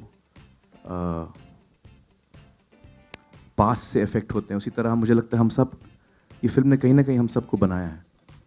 तो ये बहुत ही ख़ास फिल्म है हम सब के लिए. और जैसा कि मेरा बता रहा था कि ये फिल्म जो है, जब तक हम बना रहे थे वो हमारी थी, जब हमने रिलीज़ की तो ये ऑडियंस की फ़िल्म हो गई. और वाकई ऑडियंस ने इसको बहुत ही प्यार और इज़्ज़त दी, जिसके लिए हम बहुत ही शुक्रगुजार हैं. We very really grateful for that. और असल में फ़िल्म जो है ये ऑडियंस ने बनाई है in the way they responded to the film. मेरे लिए 2 चीज़ बहुत अहम थी इस फिल्म में. एक तो ये कि मैं चंद्रशेखर आज़ाद का रोल कर रहा था. ये एक मौका था मेरे लिए एक ऐसे किरदार निभाने का जो हमारे इतिहास में है, someone who's been such patriot.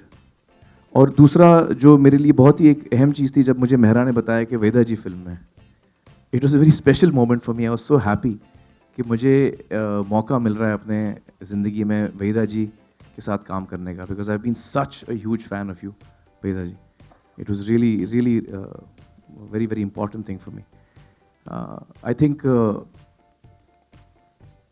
मैं सभी का शुक्रिया अदा करना चाहूँगा, लेकिन मैं शुरुआत करूँगा राइटर्स से, जो लेखक हैं इस फिल्म के. उनकी वजह से ये फिल्म का जन्म हुआ और ये बनी, और हम सबको एक मौका मिला कि हम इसके साथ जुड़ सकें. तो मैं अपने आप को बहुत ही खुशनसीब मानता हूँ कि मुझे मौका मिला इस फिल्म का एक हिस्सा बनने का और सभी के साथ काम करने का, एक्टर्स के साथ, टेक्नीशियंस के साथ. And it's really been a memorable film. Thank you मेरा. Thank you for making it. Thank you for writing it. Thank you.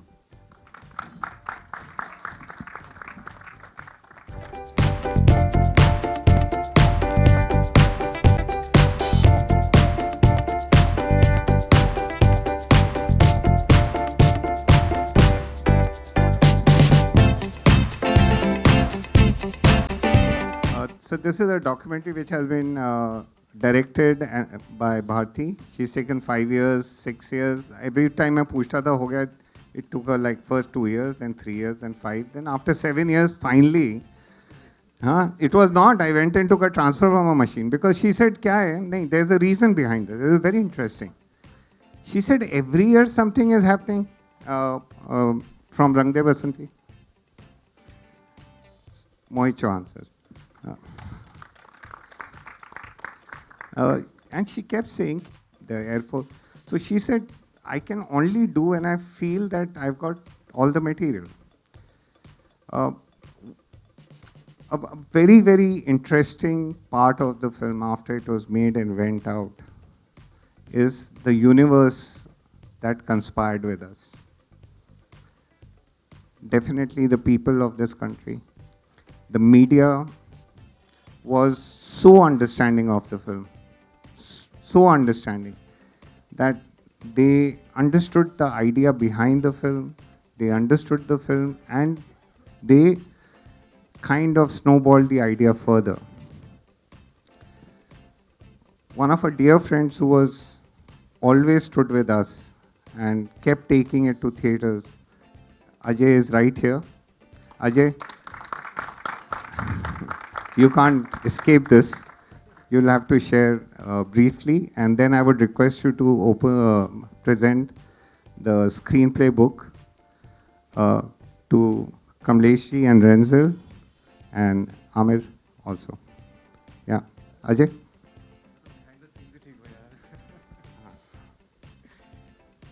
Good evening, everyone. Just want to congratulate Rakesh, Amir, Ronnie, and the entire team, Prasoon, the whole team of Rang De Basanti. I mean, I'm a cinema operator, but before that, I'm a movie buff. So it really impacted me when this movie came out.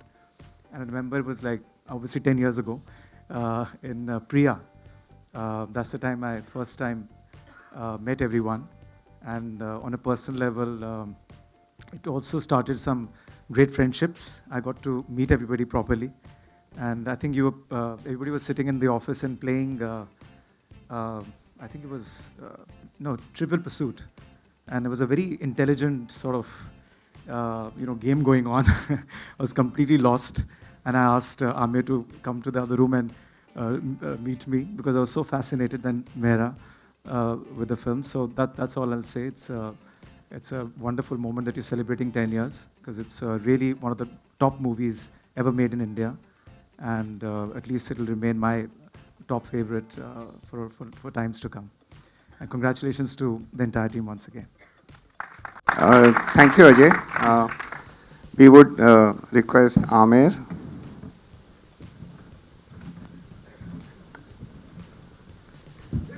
And to present the first copy to Kamleshi and Renzel, please.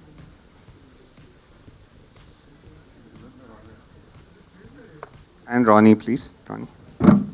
You have to. Yeah, please. Oops.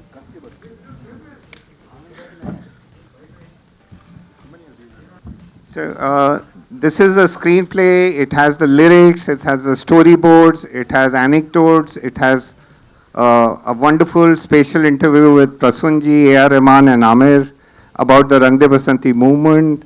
It has stuff from Ronnie, what he felt about it, forward from Kamlesh ji, Renzel.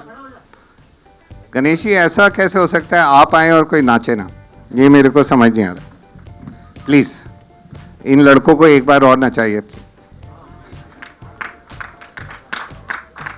Guys, a big one for that.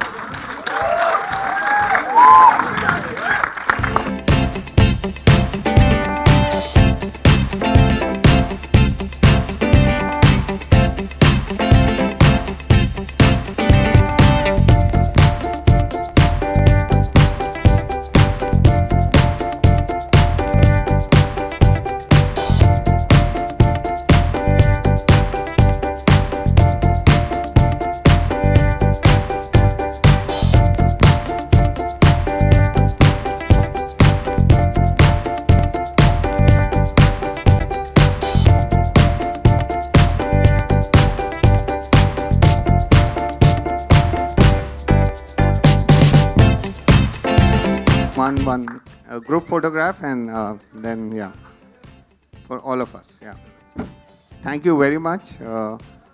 I think I've got another job here. Direction ये चली मैं MC तो बन सकता हूँ.